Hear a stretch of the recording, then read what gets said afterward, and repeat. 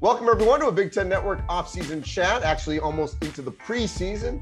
I'm Andy Katz, pleased to be joined by the Hall of Famer, Michigan State head coach Tom Izzo. And Tom, a couple of quick topics for you. First off, I know you can't talk specifics, but the class of 23 is looking pretty good, already ranked in the top 5, top 3 in some polling. What are your thoughts on how well recruiting is going for the future of Michigan State basketball? Well, I think recruiting has gone very well. I credit my assistants did a great job. My players did a great job. But I think we found some guys that fit us, and that's what we're looking for, Andy. I think in this never-ending and always changing landscape, finding the OKGs, our kind of guys, and being able to talk to them about the transfer, and we're looking for guys that we can develop, and we're looking for guys that we don't want them coming here halfway here and just thinking I can transfer. This should be your home. This is what you got to think about it. We think we found some of those kind of guys, but who knows it's still crazy out there. I can promise you that. So what was this summer like? Because a lot of coaches told me that it didn't feel pre-pandemic because so much emphasis is on your guys on campus. Now you have more time to spend with them, and the transfer portal, that the summer scene just wasn't the same because things have changed. Yeah, and I'm not sure for the better. I'm how I feel about the transfer portal. That's not going to change because I still think kids are going to get damaged in it, which is happening. But the only thing that is hard, it seems like we were out in different segments of ways, and that made it a little more difficult. Then what I think was hard is you could have more kids on campus. And so it just seemed like the summer it always flies by. Now it's flown by at warp speed, in my humble opinion. So you are now in a era here where your peers are saying, you know what, I'm done. Younger than you as well, like Jay Wright. The fact that your recruiting is going so well, what does that tell future Spartans about your commitment here long term? Well, I'm not done. I really not. I mean, I got to admit, there's new challenges that frustrate me. It frustrated other guys. I mean, the behind the scenes story is some of those guys that left.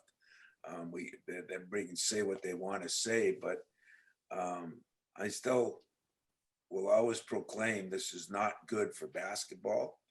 But I take it a step farther and say it's not good for the kids. Some people can argue that. That's up to them. But I love what I do. I'm questioning my profession, but I'm not questioning my daily work or the chance I get to be with players. We just came off a little team building session at my beach house. It was one of the great things I've been able to do in 20 years. It's been good, and it's all comes down to, do you get the right kind of guys? And that's getting harder to do because everybody's so entitled now, but we're finding a way to get some. And when we got them here, spend enough time with them to prove to them why you should do things in a certain way. So let's talk about that group for a second here. For the first time really since Cassius left a couple of years ago, it feels like you've got your backcourt intact year to year with Tyson Walker and AJ Hoggard. So let's start there. How optimistic are you about that backcourt? Well, I really like the backcourt. Jaden Akins has been another major piece to this thing. And to our surprise, 15 pounds lighter, Pierre has really kind of has been a great part of the summer. He's really stepped up his game. He gives us something we don't have, Pierre Brooks, that he can really shoot the ball. So I think between, Pierre right now, Jaden Akins, who's improved a ton, I thought that Tyson Walker had the best summer of anybody, him and Joey Hauser. And then AJ Granger has grown a lot in the last 2 years. So you're right. We went from an inexperienced and kind of null and void there for a while in our backcourt. And as you know, guards usually help you win games. And I think we have a very solid backcourt right now. And you know, and in Trey, we got a freshman who's coming on that has been more athletic, shoots a little better than we thought. We've had some surprises with our recruits in a positive way, which, you know, everybody's great until you get them and then they go down. But we had some guys that were good when we got them, and we think they've moved up. And what about Joey? Because he's a great example of a player, not as consistent, could have left, could have tried to go NBA, you know, wherever. Stayed true, not done yet, want to get better. You know, he leads a veteran group that certainly could help this team compete for a Big Ten title. Well, Joey and Malik Malik Hall have been the two guys that have come up, and they've both been inconsistent. There's no kidding anybody, but I think together, I think they're going to play together more. They get along well. They both are very multidimensional. They can do a lot of things. Joey proved at the end of last year. And has his career been somewhat disappointing from when I got him? I guess you'd have to say yes. I think no more so than to him. But at the same time, he's battled through some things. I said this a year ago, Andy. Everybody handled the COVID period differently. You and I probably different.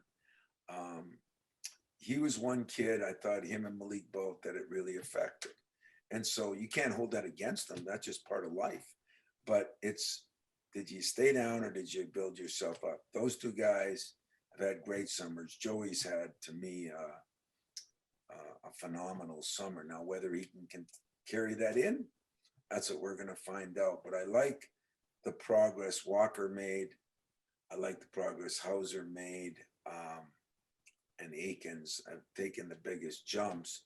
And then, you know, our question mark is at center, if you ask me. I mean, that'll be the next thing you'll probably want to talk about. Well, no. So what, through some summer practices, where are you at that position? You know, it's interesting. I was watching some film the other day. You know, you always go back around this building. You've been in it. We have film going all the time of the different eras, different games. And I'm walking down the hallway, and our Duke game was on in Washington, and the game take us to the Final Four, and Cash is in town right now, so he had been there, and I said, "Hey, come on, watch part of this with me. You know, you look pretty good in here." And as we looked at it, Matt McQuaid, who's on my staff now, Cassius Winston, Aaron Henry, Xavier Tillman, and Kenny Goins. One guy's playing in the league, and that's Xavier Tillman. I'd say that, you know, we've had a couple close. I mean, Cassius was in and out, and, you know, but that it was not the most talented team, but it was a very together team. Cassius and Xavier had a lot to do with it. That's what I look at this year's team as, you know. Can we, you know, together. And if you remember, it was Ward was the center until he got hurt, and then Tillman came on, and Kenny played well in that Duke game. He did, and we've got by committee again at center. You know, we think Marty has improved a lot. He's athletic, he's strong, he's gained 15 pounds. He looks the part, and his hands have gotten better. And that's going to be very, very important, you know, part of what we do. And Jackson Kohler is going to be another part. He's, I don't want to put a jinx on him, but he's Zach Randolph-ish offensively, meaning he has all those quirky moves. He can get the ball up. He can score on anybody. Defensively, he's going to have to improve, you know, and I think that's what he's working on hard, getting stronger, getting more athletic, and that's kind of where we are right now. Those guys will do it by committee, and we can also move Joey to center, which we did some last year, go small ball in honor of Draymond Green and the Warriors. You know, we could go small ball some. But I think by committee, we're going to get some things done there. All right, so schedule. I'm going to be like your beat writer. In November, we've got back to the ship. I was there with you for the North Carolina game on 11/11/11. I'll never forget that moment with President Obama then, and that unbelievable atmosphere on the Carl Vinson. We got the Champions Classic, the Portland event, let alone Villanova, at Notre Dame, but just the desire to go back to the ship, San Diego, play Mark Few and Gonzaga. What are your thoughts on revisiting what we all experienced was an unbelievable event against North Carolina years ago? What I love about you, Andy, is I can tell honestly in the gleam in your eye that that was a big deal. Yes. And I'm just like you. Played in Final Fours, loved it, but something about playing on that ship and the military people, 5,000 of them, 500 of each one of our fans, North Carolina, Roy, it was great. It was such an experience. You know, America's Cup is practicing over here. We got our, you know, it was just amazing. And Roy and I had that set up again 2 years ago, and then COVID kind of ditched it. And then when we tried to get it going again, it was when Roy retired. And so talked to Hubert a little bit, but Mark Few out on the West Coast, a good friend too. And they came back to us. It was a little late. I'd already had an enormously tough schedule, but the chance of playing there, playing against Mark, it was too good to pass up. Then all of a sudden the Big East Challenge comes out, and I thought maybe we'd play Butler at home because we played them down there. And then they put Villanova in. So we added Villanova and Gonzaga late. We already had Kentucky at Notre Dame. And then the tournament in Portland, as you know, is a who's who of programs. I don't know who we open with, Alabama, I think, or UConn, and then Oregon's in our bracket, Carolina's in our bracket. It was nice because being in Portland, they didn't put the Trailblazers or the Warriors in our bracket. But Andy, we're going to play 7 of the best games we've ever played in almost a 1 month period. Did I bite off more than I can chew? Because I've always bitten off a lot. Yes, but it was just too good to pass up. And so, you know, we've taken our lumps before. We may take them. We may not. But I think the opportunity, the experience, the memory-making events, you don't win championships in November and December.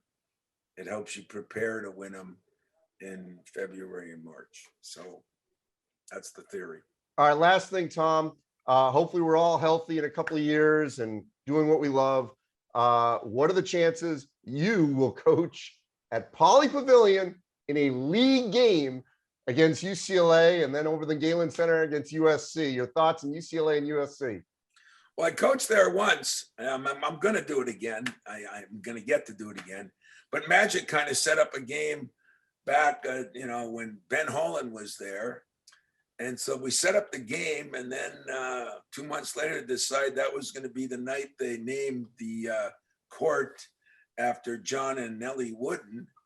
And so they brought back all their players. Irvin's bringing them through our locker room before the game. We were so screwed up. It wasn't a great UCLA team. We weren't a great Michigan State team, but we got beat there. So I got bad memories. I got to blame Irvin for it.